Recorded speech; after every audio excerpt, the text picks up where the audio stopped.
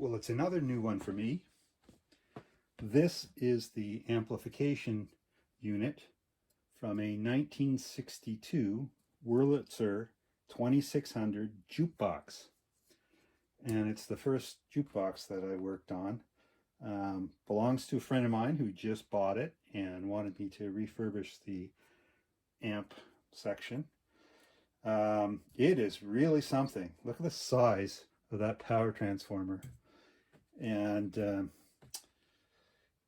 so he says that it is humming. So of course with hum, we first suspect these fellows right here, which is a power supply filter capacitor, and a couple more over here. And so we'll be taking a look at that. We'll be looking at all of these capacitors. Let me just bring that a little closer. We'll be looking at all of these caps in here. We'll check the tubes, a couple of 12AX7s, a couple of 12AU7As. It'd be nice if these were RCAs. They'd be worth a bundle, but they are not, unfortunately. And then some 6973s and 7199s. I'm not really familiar with those, so we'll have to check those out as well. We'll take a look at all of the resistor values and see where those are. We'll probably replace all of these paper and wax capacitors in there, and give it a general overview. First thing we're going to do, of course, is take a look at all these fuses, of which there are 5, and make sure that they are, let me show you those, make sure that they are the right values and that they're okay, because we don't want those to be wrong. And let me just show you the PCB. So it's unusual. It's a fairly early system. We have a 1962, we have a PCB. We also have, by the way, a solid state rectifier, which is interesting. And so we'll check that out, and we'll come back when I know more about it. I spoke with the owner, and he decided to go with the sort of high-end version. So we're actually going to replace one of the cap cans with a cap can. Normally I would simply use multiple electrolytic capacitors for this, but in this case there's a lot going on down there, and it's just easier. It's more expensive for sure. It's also going to look better though. So first thing I did was make sure that I know exactly what's connected to the original cap can before we remove it, and see how that lines up with this one. And it should line up quite nicely, and away we go. Okay, so the thing about this ICO 667 tester, the original tube chart was notoriously bad. Many of the settings were wrong. They just weren't very useful in testing tubes. So I have 2 other sources. One is this later supplement, 7511 supplement, that I will use if I can find the tube in there. But my favorite source and the most reliable is this, which is a typed sheet that came with the tube tester, and I'm assuming it was produced by some tech who went through and discovered these are the best settings, these are the wrong settings. So I will use this if I can find the tube in it.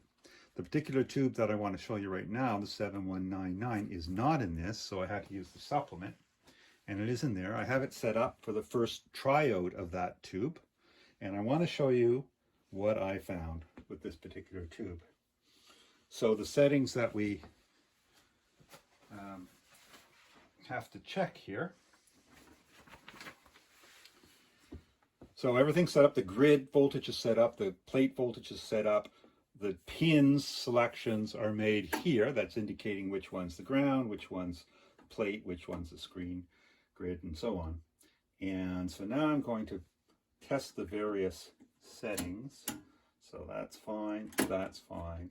And now this is going to test the heater to cathode. So it's going to start there. So I'm looking to see whether there's a leak between the heater and the cathode. If there is no leak, that button should go, or that dial should go all the way to the left. And you can see there, it's stopping at around 400K. So this has a leak voltage between the heater, the filament, and the cathode. That has 400K resistance to it, so that may not be too bad, but the tube itself is quite weak as well. So usually anything less than 500K, I'm going to suggest that that tube be replaced. So I'm going to suggest to the owner that he replace this tube. I'll order some from him. I doubt I have any stock. It's not one that I commonly see. And on we go. Well, I don't often video the actual work because I find it too distracting. But here are a couple of stills of the almost finished product.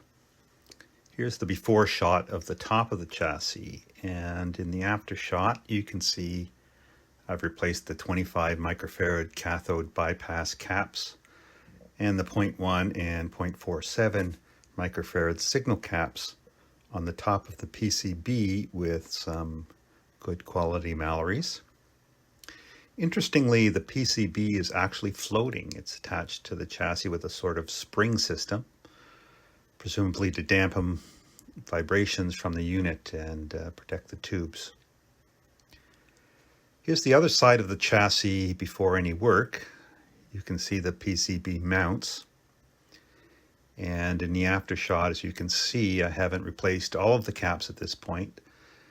The original multi-cap power supply filter can has been replaced. The connections are in the upper left-hand corner. I've also replaced the cans that would be providing the 100 microfarad caps in the voltage divider circuit with separate electrolytics. Interestingly, one of those voltage divider caps is not grounded to the chassis but has a floating ground. So if you happen to be working on one of these, that would be good to know, or you're going to be blowing fuses. And you can see a few other caps have already been replaced in here. And here's the final product.